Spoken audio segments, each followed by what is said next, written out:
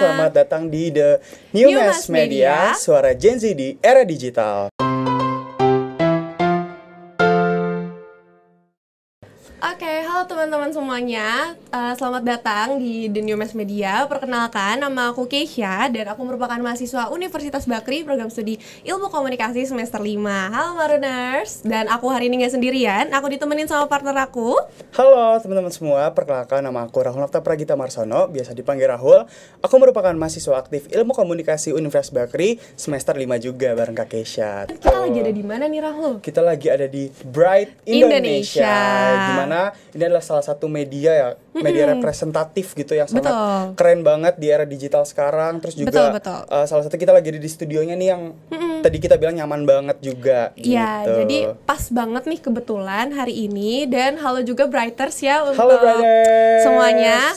Pas banget nih hari ini kita ada di studio ini karena kita tuh mau bahas sesuatu yang berkaitan tentang media. Nah, pas banget nih ada Bright ini, Rahul. Ada Bright Indonesia yang bisa ngebantu kita banget nih buat tahu point of view dari sisi medianya gitu. Karena aku mau bacain juga nih Kak, dari BPS dan Kata Data tahun 2024, Gen Z mencakup 27,9% populasi di Indonesia itu rata-rata menghabiskan waktu 4 jam dalam sehari untuk melihat media digital gitu. Wow, jadi lumayan lama ya. Tapi kayak kalau misalkan aku lihat tantangan sekarang nih ya Rahul, kalau Gen Z itu, terutama kita nih ya, kalau misalkan lihat iklan tuh kayak udah skip nggak sih? Benar, udah apalagi kalau ngebosenin. Betul, jadi kayak di zaman sekarang nih ya, peralihan mungkin kayak dulu orang-orang tuh suka dengerin radio, suka dengerin nonton TV yang cuma satu arah. Sekarang tuh udah beda gitu ya. Udah beda. Di komunikasi masa ini tuh udah lebih luas. Sukanya gitu. tuh di media digital kayak di TikTok kayak gitu-gitu nggak sih kalau sekarang. Terus juga itu pun harus yang menarik, gimana cara ngemasnya tuh biar kayak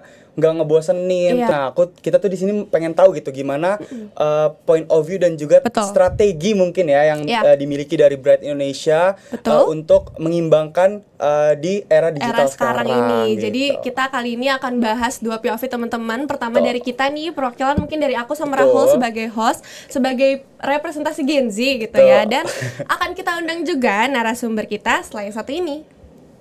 Halo Mariners and Brighters. Balik lagi sama kita. Dan seperti yang udah tadi kita omongin, kita tuh bakal ngobrol bareng sama narasumber kita nih. Banget. Nah, udah ada siapa di sini? Oke, halo Mas Budi. Ini sebelumnya mau nanya nih, manggilnya Mas atau Pak nih? Iya, panggilnya Mang biasanya. Mang ya, jangan dong. Iya.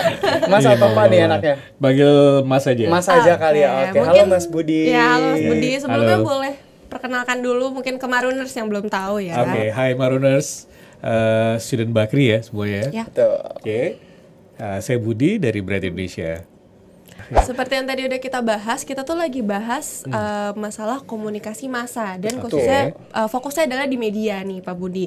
Nah, kita tuh sebagai Gen Z ya, kayak yang tadi udah kita bahas juga, kita tuh kalau ngelihat iklan itu tuh suka skip gitu, karena preferensinya mungkin beda ya sama media zaman dulu gitu. Nah, kita tuh mau tahu POV dari sisi media. Pak Budi sebagai orang media gitu. Kayak gimana sih cara media itu menghadapi tantangan yang tadi udah kita sebutkan untuk bertransformasi mengikuti media digital yang sekarang. Oke, iya. Jadi pertanyaannya apa yang lagi kita kerjain sekarang ya? Relate banget ya. Iya, jadi kalau dulu nih mungkin adik-adik dari Yubakri ya. Dulu kan kalau denger radio pakai receiver ya, radio. Atau yang ada di mobil gitu ya. Di mobil biasanya. Nonton TV juga sama, pakai TV terestrial dan seterusnya gitu ya. Nah, sekarang medianya udah berubah. Jadi dari frekuensi menjadi platform. Betul. Nah sekarang kalau dulu ngedengerin radio pakai itu, sekarang udah lebih banyak lagi gadget yang bisa support untuk kalian mengakses siaran radio maupun TV itu. Bener sih, bener. Jadi ada apps, gampang banget juga ya Mas sekarang. Ada streaming dan lain-lain ya, lebih fleksibel sebenarnya. Opsinya lebih banyak. Nah itu yang harus kami kami cermati buat kita juga menyesuaikan layanan kami gitu ya, servicesnya supaya kita bisa mengakomodir semua kebutuhan para Gen Z. Kan nggak mungkin nih kalian lagi kuliah lagi apa segala macam bawa iya, repot ya. Kita udah HP sekarang. Betul. Bawa tas gede aja sekarang udah malas gimana? Kan nggak mungkin. Nah, tadi kan sempat bahas juga tuh Gen Z tuh suka skip gitu ya Rahul. Ya maksudnya kayak kita mewakili merepresentasikan Gen Z gitu. Kalau iklan kan suka maksudnya udah males yang bertele-tele, panjangan. Dari media sendiri gimana ada tuh? Ada nggak sih strategi khususnya gitu buat kayak menghadapi para Gen Z yang emang suka nge-skip iklan tuh, kayak ada nggak strategi khusus dari Bright Indonesia sendiri untuk menanggulangi itulah gitu? Iya. First impression ya pastinya ya. Jadi 3 detik pertama itu menentukan banget. Gitu. Itu dibahas juga tuh kalau kita kuliah tuh. Iya, 3 detik pertama itu first impression. Jadi harus benar-benar diperhatiin. Either kita materinya berupa audio maupun audio video. Jadi harus charming banget, harus benar-benar lo pay attention mereka gitu, bahwa materi yang akan kita bawain itu ya akan kita deliver ke mereka memang menarik gitu. Itu satu. Terus yang kedua, Gen Z itu kan sebenarnya mereka nggak menolak atau antipati sama brand ya. Tapi mereka memang punya privilege sendiri, mereka punya punya passion untuk nggak mau diatur. Betul, nggak mau diatur. Tanda kutip ya, nggak mau diatur. Lebih kepada gini, mereka akan senang kalau keputusannya adalah berdasarkan keinginannya dia. Betul. Nah, setuju banget. Relate nggak sama kalian? Relate banget. Karena kadang kalau kita emang relate, ya? betul, apalagi kalau misalkan kita ngerasa udah nggak sejalan sama apa yang kita pikirin, kayak udah bosan skip aja kan. Tinggal itu pasti plus minus dari sisi generasi tiap generasi. Oke, ya itu jadi harus benar-benar menjadi representasi dari passion anak-anak muda para Gen Z khususnya. Betul, apalagi kita juga harus ngemasnya dengan proper dan juga menyesuaikan vibes Gen Z juga nggak sih? Pasti. Dan hal yang agak sulit adalah bagaimana menyampaikan message itu sesuai sama passion, tapi masih menyangkut aspek humanity-nya. Oh iya benar. Karena sekarang banyak konten-konten di media yang ya balik lagi ya, mungkin kalau dulu Maruners tahu juga kalau misalkan di TV itu ada misalkan kena pelanggaran kayak gitu. Tapi kalau di sosial media bebas sekarang banget. Tuh kayak bebas banget. Dan liar tuh biasanya. Ini ada nahnya nih Rahul. Kenapa nih? Pasti ada pakem-pakem khusus. Pasti ada sesuatu nih langsung nahnya. Iya, kalian orang-orang pintar. Jadi sekarang kan disrupsi teknologi itu benar-benar lagi booming dan emang nggak bisa ditangkal gitu ya. Nah, begitu banyak konten yang berseliweran di kalian. Satu platform sosial media aja kalian bisa ngedapetin apapun. Dari mulai konten yang sifatnya educate sampai ke entertainment, hal-hal yang receh. Betul. Nah, sekarang yang jadi problem adalah siapa yang melakukan verifikasi dari semua konten yang kalian konsumsi. Kalau di sosial media, ya kita sendiri yang memfilter gitu ya, Maruners. Jadi itu algoritma juga. Betul. Algoritma itu kan berdasarkan passion gitu. Ketika kalian sukanya ke satu bidang, let's say sport ya, kalian suka bola, pasti kan akan dicekokin sama konten-konten tentang bola. Betul. Ya kan, dan seterusnya gitu. Nah, itu memang yang harus jadi perhatian kita dalam membuat konten, karena kita juga harus membuat konten yang bertanggung jawab nih, Maruners dan Brighters ya. Betul.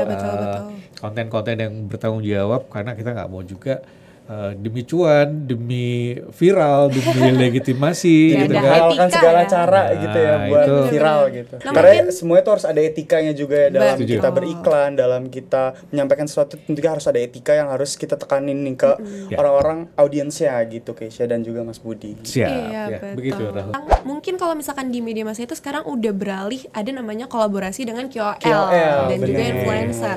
Nah, kalau misalkan di Bright sendiri itu apakah ada kolaborasi seperti itu atau masih tetap pakai media tradisional kayak dulu atau gimana tuh? Oke, jadi kalau kita flashback sedikit, start dari 2020 itu sudah mulai penggunaan KOL sudah mulai. Kita sudah juga ngejalanin itu dengan beberapa KOL makro. Jadi sampai ke mikro ya, mikro. Bahkan kalau sekarang situasinya malah udah bukan KOL lagi. Apa tuh? Sekarang itu KOC. Apa tuh? Nah, ada istilah baru ilmu lagi nih. Ilmu baru. Sebenarnya nggak baru-baru banget. Jadi kalau kalian biasa ngelihat ya, ada artis-artis yang keren, ganteng, cantik gitu ya. Mereka glamor dan segala macem. Bayarnya mungkin sekali tapping ratusan juta tuh ya. Betul.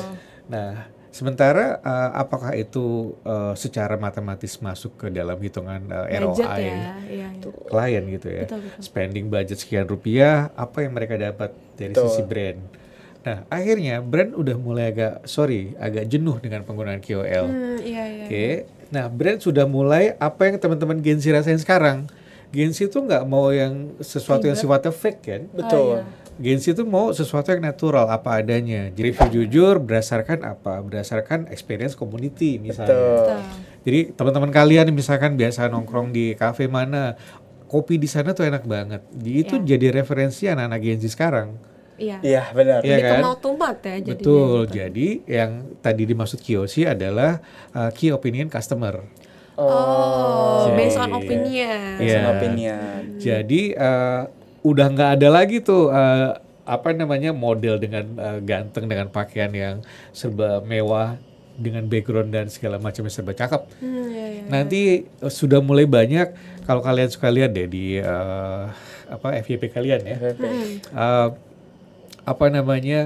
Ada ibu-ibu cuma pakai daster, dia di dapur juga yang pancinya ada item-itemnya gitu. Yang dia ngomong, udah banyak tuh. Dia ngomong, ibu-ibu, nih gue pakai bumbu masak ini enak banget nih buat masak gitu. Atau misalkan yang kalian anak Insi, guys, kemarin gue naik ojek online dari brand X gitu ya, itu drivernya ramah dan segala macam. Banyak promo dan seterusnya, itu lebih lebih works, lebih natural daripada kita harus membayar mahal para KOL ini.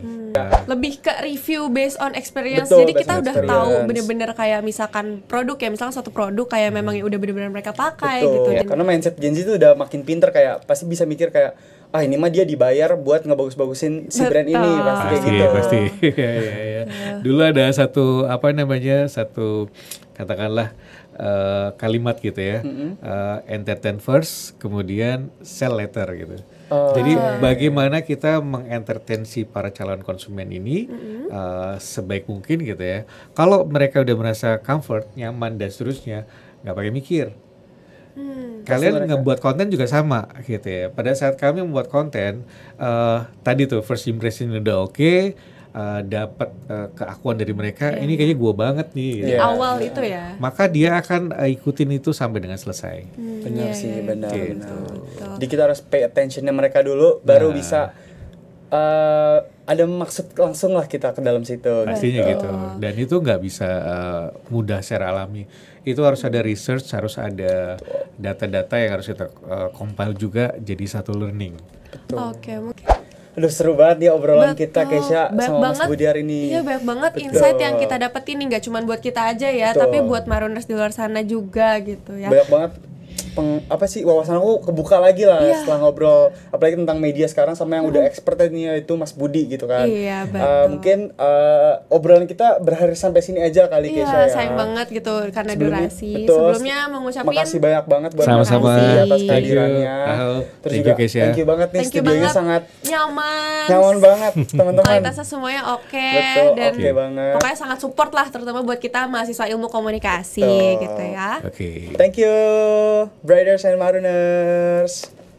Oke, Marooners and Briders, gimana nih? Seru banget kan obrolan kita hari ini. Topiknya sangat daging ya, Keisha ya, dari daging. Betul, daging tuh artinya kayak oke banget lah pokoknya, kayak seru banget. Betul, sangat mantap banget. Sangat insightful ya intinya. Kayak tadi kita banyak banget nangkep banyak banget wawasan dari Mas Budi juga tadi sebagai representatif dari media. Kalau dari Keisha kira-kira udah dapat apa aja? Jujur dari aku juga banyak banget insight yang baru aku tahu, karena kan kayak yang tadi udah kita bahas di awal juga ya, kita tuh sebagai Gen Z hanya melihat kayak tentang iklan gitu, tapi kita juga nggak tahu struggle dari perubahan media itu kan, dari yang tadinya media tradisional gitu kan, yang tadinya satu arah sampai akhirnya sekarang nih mengikuti perkembangan zaman gitu kan, akhirnya harus bertransformasi digital. Tadinya misalkan hanya radio, sekarang ada platform-platform lain gitu kan di handphone yang bisa mobile kayak gitu-gitu. Nah, tadi juga kita udah dapetin banyak banget insight ya, salah satunya beberapa mungkin tips and trick, dan juga gimana sih cara pendekatannya ya ke Gen Z